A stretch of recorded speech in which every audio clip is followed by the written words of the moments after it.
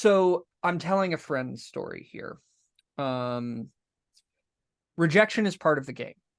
No matter what facet of the film industry or any creative industry you're in, you have to get used to rejection. And there was one time that my friend was at the American film market, and he was in one of they were called the dungeon rooms. They were just like tiny hotel rooms shared by two companies with a cubicle wall between them. And he was in a meeting with one company that had just started, and just as he started that meeting, the guy next to them got a pass on his project, and he stood up screaming, "You'll regret this. You will see my name in lights." And then I believe he was escorted out. Maybe not by security, but by another sales agent. And that tanked my friend's meeting. But it was that sort of mindset, I guess, or immaturity might be a better way of putting it. And inability to handle rejection is something that I think everybody who's been on the other side of that table has dealt with. And it's the exact same sort of thing. We're always a little afraid to say, yeah, you're not ready for pick a service yet. Have you ever had any just awful rejection issues? I don't know if it's awful rejection issues like that, because I feel like I've always kind of had a grasp on the fact that people are going to reject you, but that doesn't mean that you're not amazing and incredible and do great work. Yeah. Entrepreneurship. I put together my first business plan when I was 12. I started very young learning how to navigate business waters.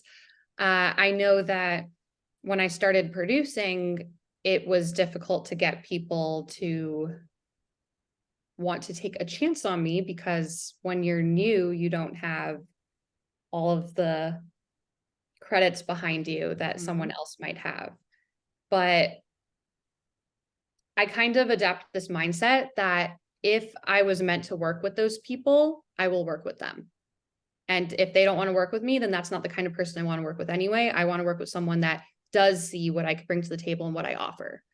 And when I started doing management, I would be very transparent and upfront with people when I try to sign them and say, hey, I'm not as experienced as XYZ person, but I will fight for you and I will work hard. And this is what I bring to the table. This is my mindset. This is my values, et cetera, et cetera.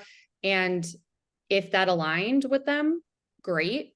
And if it didn't, then it wasn't the right fit. And I think that that's a big thing when dealing with rejection, is adapting that mindset that it just wasn't the right fit. And it doesn't mean that you aren't great and amazing at what you do.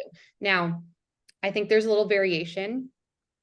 If you are a screenwriter, for example, if somebody says that they don't like your script, well, one, that could just be their opinion, because a script can have 100 rejections and it only takes that one yes to say, yes, let's greenlight this, let's make this happen.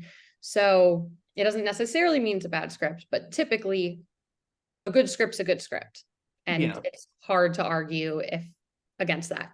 For the acting side with rejection, that's just something you're going to get all the time, even if you are incredible. And sometimes it's because of a reason that is completely out of your control.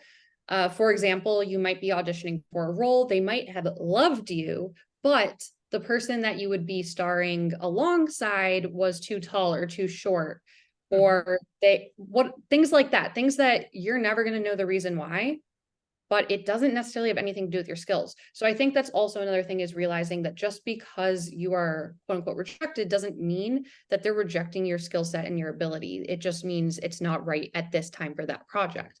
And that's also leads to another important thing of the way that you handle a situation and handle that rejection matters a lot. Because if it's a scenario where somebody did think that you were talented and it just wasn't the right fit right now, then how you respond is going to leave an impact and leave a mark.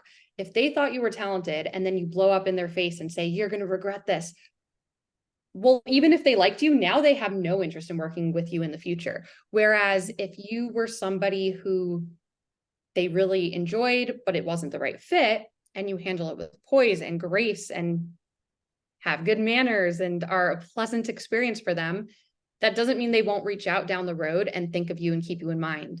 For example, in casting, that happens all the time, where a casting director might be, that person was amazing, I'm going to like mentally flag them, or if they have a system, flag them, because they might be someone I want to bring in the future. That happens.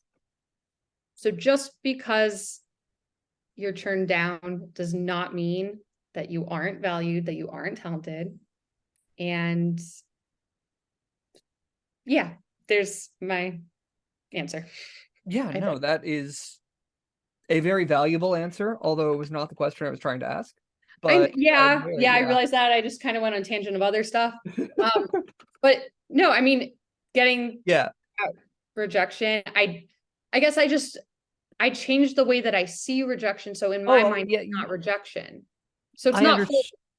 Yeah. I understand entirely. And it was, like I said, it was a very good and valuable answer. I was honestly looking for some tea on when you've rejected somebody, and if there's any entertaining stories around that. Entertaining stories? Yes. I don't have you're going to regret this and yelling. I don't have any of those that I feel comfortable talking about, let's say.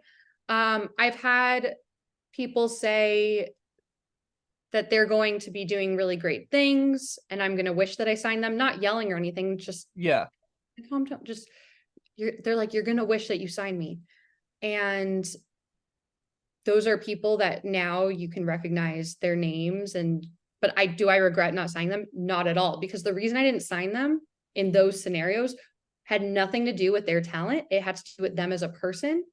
I didn't think that them as a human was someone I wanted to work with. And if that's the type of person that's is going to say, like, you're going to wish you signed me, okay, then you're probably not who I want to work with. No. They were all because of them as a human. The only people that reacted negatively it wasn't people that had anything to do with their talent. That makes sense. I mean, like, we as sales agents and distributors all kind of know that there are certain problem filmmakers out there. We all talk. So if you don't want to burn more than one bridge, you got to be really careful. And yeah, that's the big thing there.